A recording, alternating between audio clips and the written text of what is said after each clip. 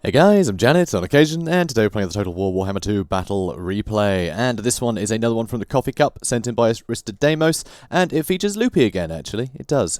He's been in a lot of very intense battles lately, so, yeah, we might see a few more of his, in fact. It's kind of nuts. Anyways, against Mukip this time, so classic matchup of High Elves versus Dark Elves, and they've both gone with quite a lot of skirmishing, which is really cool. So here you can see a bunch of Shadow Warriors that rarely get used, let alone 5 units of them. So that is really cool, but there's a good reason for it. It's because bolt throwers tend to be quite a common pick, and being able to just come in here, stalked, and nuke these guys quickly, that takes away a big advantage, something that can whittle down any of these other expensive units, things like the Tyrannok chariots that can gain a ton of value.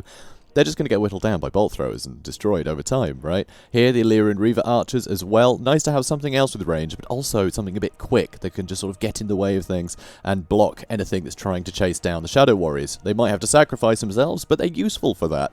They're very useful for that. Also, they're Dragon Princes, using the trees as cover, and Techless. Techless has the Net of Amontok, regrowth for healing, and he has Enfeebling Foe as well for dumpstering enemy unit stats. Also, he's got a few units of Spearmen, just to sort of get in the way, really. He's got 5 units of them, and they're just going to try and get in the way of anything that might threaten the rest of his units. They're all here just to be a roadblock, while the Shadow Warriors and the Chariots do their thing.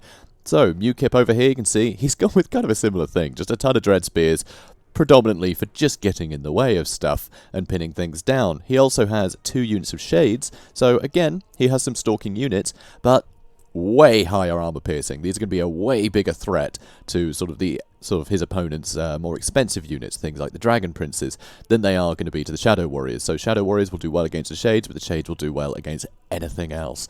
And that is scary. So very scary indeed. Also, he's got a couple units of Sisters of Slaughter. These will be able to get picked off by ranged, but given how many Silver Shields there are that can just screen for them, as soon as these guys touch anything, that thing is going to melt. If they can catch up to any Shadow Warriors, the Shadow Warriors are doomed. If they catch up to any of the Spearmen are doomed. They're barely going to be a roadblock against Sisters of Slaughter.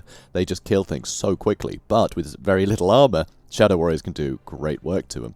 Also over here, there's Cold One Knights. Cold One Knights and Cold One Knights. Oh, and Cold One Knights. There's 4 units of Cold One Knights. So there's way more heavy cav here. And of course, Shadow Warriors don't have the armor piercing to deal with these guys very well. So you might look at this and think, yeah, Shadow Warriors have kind of got it all covered.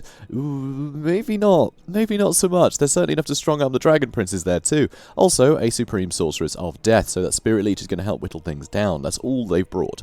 Really cheap spellcasting lord there. So let's get on with it and see what happens. So, Shadow Warriors are getting spotted. They are starting to get spotted. You can see the Dread Spears are pushing in as quickly as they can to try and create a gap between their bolt throwers, which are completely ruined already, and the rest of the units. And he knew this would happen. You know, if you're going to have a line like this, you've got to push up with your Dread Spears. And look at this.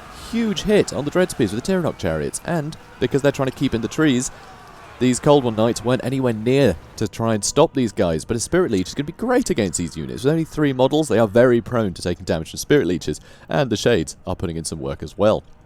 So some pretty good damage on the Dread Spears here, and now a big volley from the rest of these units, and it's doing some good work, and they are broken, so that is one of the hurdles gone already. Over here, though, you can see the Dragon Princes are getting spotted. More Cold One Knights are pushing in this way to try and help, and the one remaining Reaper Bolt Thrower is actually doing a devastating amount of hurt to these Shadow Warriors. It is perfect for whittling down units like this. With that range, it doesn't matter if they're running around the map and shooting as they run, they're still going to get hit, because the range is just so huge. So they are a great way to counter these guys, provided you can create this gap, and this gap has been created. And now, suddenly Loupi is on the defensive because of all these Cold One Knights pushing in. And here, another Spirit Leech trying to whittle down these Tyrannok chariots. And that is so dangerous, especially being chased by all these Cold One Knights. And these Shadow Warriors can't really do much, but here you go. Illyrian Reaver archers, they're able to charge in and delay this charge. They're able to delay this offensive, but they have to pull out because they weren't able to block them in properly. Not really, but Techless is on hand. So here you can see a juicy Net of Amontok, and it's going to pin all these guys in place. Spearmen have managed to push in. Spearmen are going to do great here. Spearmen, they're cheap as hell. They've got the anti-large. They don't have much armor piercing, but, you know, 90 armor, it's pretty high, but not the highest in the world. So just with that anti-large bonus and the low melee defense of 26, oh, now 0, thanks to Enfeebling Foe, Cold One Knights are going to take quite a lot of damage for very cost effectively.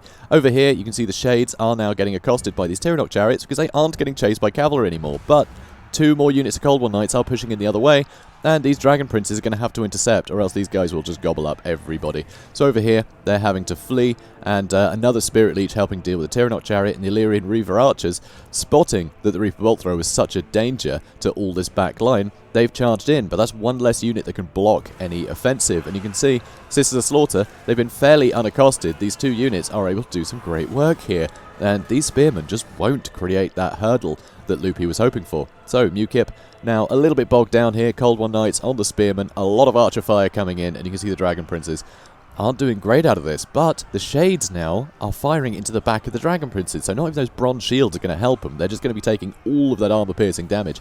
So, yeah, might be throwing away some Cold One Knights here, but it's dealing with the Dragon Princes, and they're arguably far more vital to this plan working. Over here, they can see a Fiery Convocation about to land. And is it going to do much? I mean, that's always the thing. Firing Convocation, it's quite an easy one to avoid a lot of the time. Not a great hit, sadly, but it wasn't avoided. It wasn't avoided this time.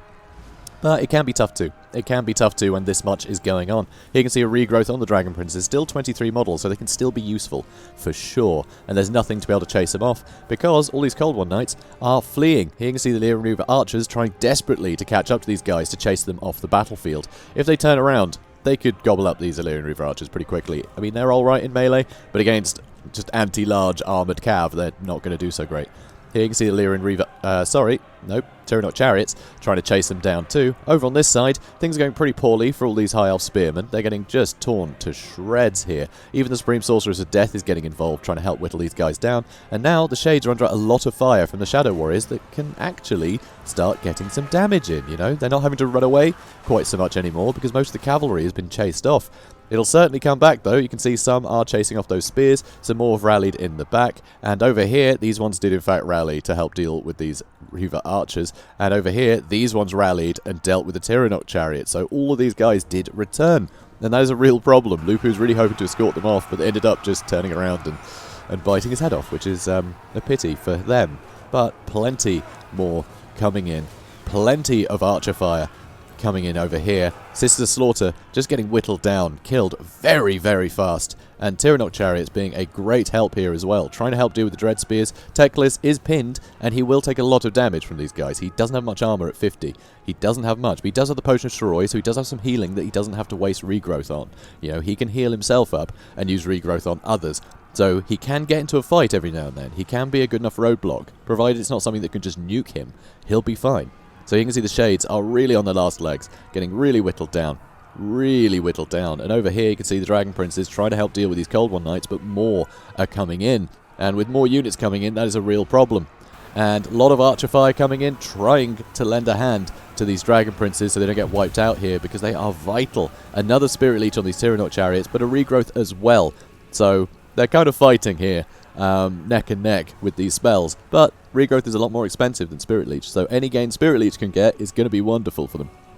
So yeah, Dark Elves doing alright here, and they can use plenty more Spirit Leeches than they can use regrowth, so it will whittle down these chariots eventually, but the longer they stay in here, the better, and they're staying in for a long time. But now, just swarms of Dark Elves coming in, and these Shadow Warriors are going to find it difficult to keep moving with all of this stuff chasing them, you know? So it's a real problem. And of course, if you are trying to move and fire at the same time, you know, unless you've got it on fire at will, they're not going to fire while you're running, you know? They're not going to do that. And as soon as you tell them to attack something specifically, they're going to stop and start shooting at it. They're not going to be able to do it on the move. So as long as their Dread Spear is cheaper, if they're trying to run and shoot, they will be shooting at the Dread Spears, and with those silver shields, they're just not going to get the value out of their ammunition. So that's why you always want to keep the pressure on them. Make sure Dread Spears are always closer to these targets than anything that you might want to keep safe from the missiles. So over here, Tyrannok Chariot doing great to try and run down some of these guys, but Cold One Chariots have returned again. Over on this side, they have been dealt with. Teclis really getting his hands dirty here, but this is a problem. This is just so many Dread Spears. Luckily, those Spearmen, very knackered, but they are holding. They have enough leadership to keep these guys busy for a little while, and it is giving the Shadow Warriors a bunch of respite. Over on this side, though, Spears versus Spears. Dread Spears are going to win out, and sadly, Tyrannok Chariot has been dealt with, meaning this Reaper Bolt Thrower is still online. And that is deadly. The Reaper Bolt Thrower shots coming in, and they will whittle down these guys pretty damn quickly. So you can see Loupi is trying to get into the forest, And, yeah, things are becoming a bit hectic all around. It's kind of impossible to call at this point, because there's still plenty of Dark Elves, but still plenty of High Elves. But I'd say, with the range advantage of the Reaper Bolt Thrower, if he's able to just whittle away a lot more of these guys, then there's going to be very little left. I mean, there's no chariots left, right? I think they've all been taken care of now.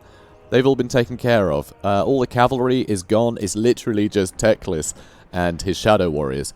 That's all that's left. These Shadow Warriors have actually run out of ammunition, so they're going to get stuck in and try and do some damage to these Dread Spears. And it looks like they might beat this unit, but there's plenty more coming, and with the Supreme Sorceress of Dark helping them out, and Shades coming in to try and help. There's some heavy cav over here too, and over on this side, Sisters of Slaughter are still here, and they can do some good work. They can definitely do some good work if they get stuck in. But Teclis actually coming in with a hell of a swing, and some shots being fired, and that's enough to break them before they can do any damage. But Reaper Bolt Thrower is still firing straight through all of these units. Over on this side, these Shadow Warriors doing what they can to hold all these guys back. Here, still heavy cavalry left, and that is such a problem. And here, firing Convocation, but it's spotted. Can you imagine if this landed? Shadow Warriors getting out the way of it too. They don't want to get dragged into that. And yeah, 2 Dark Elves got hit by that. 2. So yeah, beautiful, beautiful gambit there, but Mukip is paying attention. He's not going to let something like that catch him out. Not when he has so few units left. It's too vital. But over here, you can see, oh, Tyrannoc Chariot did come back. He did come back. Over here, Reaper Bolt Thrower getting taken care of. But honestly, Teclis is the quickest, and I think Teclis could get on top of that nice and quickly. But I guess he wants to keep high and tight with the rest of his units in case they do get charged by sort of heavy cavalry or anything. Because you can see these guys didn't fare so well, did they? They did not fare so well. They really didn't. A lot of Dark Elves remaining. So, over here, you can see Tyrannoc Chariot. Hooray! It came back, and it's managed to deal with the Reaper Bolt Thrower, which is now shattered, so that ranged advantage is gone. Sure, there are some shades left, but very low armor, with only 30 armor. What's left of the ammunition of the Shadow Warriors, we'll be able to deal with them straight away, and you can see that's exactly what's happened. Now, though, it's almost all silver shields, and quite, yeah, alright. Melee defense at 41, I mean, it's pretty damn good, but with the 30 armor, they will still take a lot of damage from these guys. They don't have very good melee attack. It's the anti-large that really helps them. And, well, the melee defense keeps them going for longer. But if they're sort of surrounded, you can see leadership isn't great. So there's still a chance these guys can pull one unit out, get a nice surround. Teclis can run in and out to try and delay. But he's got to be super careful. He's got to be super careful here. There is still Cold One Knights over here. Nope, that's Sister Slaughter. Where did the Cold One Knights go? Oh, they're over here, chasing off the Shadow Warriors over there. Fair enough. They really should be over here, though.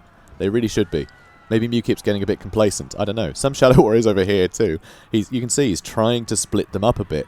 Over here, Sisters of Slaughter, they're involved, and you really want to shoot them. Really want to shoot them. But nope, Teclis want to go in, get a quick charge, and then get out of there.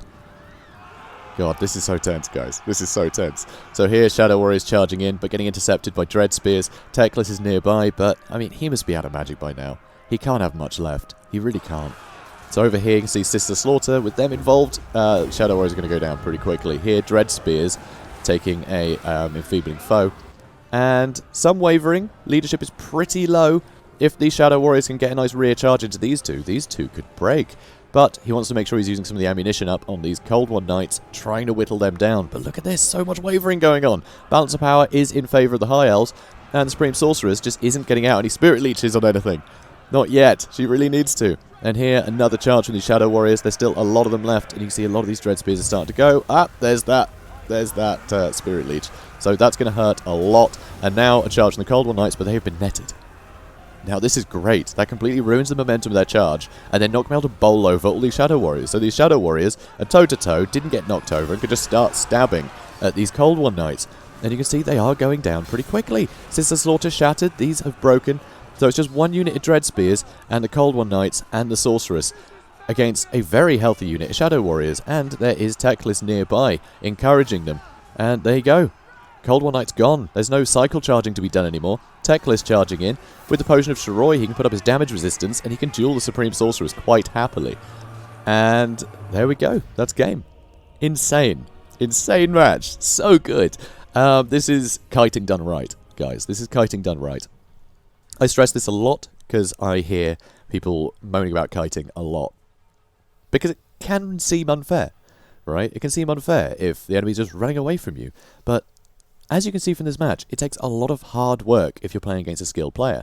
So with these two, you know, playing kind of kitey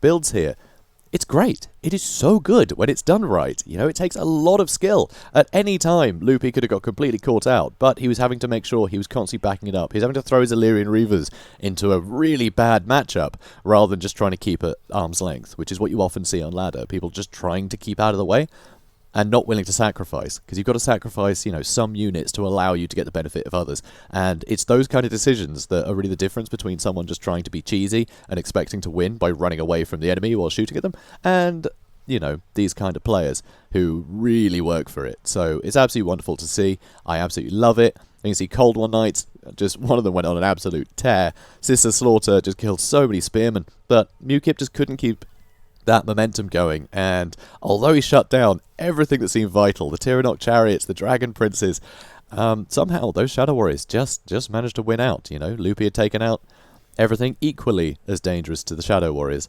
So yeah, amazing fight. So guys, I hope you enjoyed this. I certainly did. If you did, please do comment, like and subscribe, and I will see you in the next one. Have a good day, guys.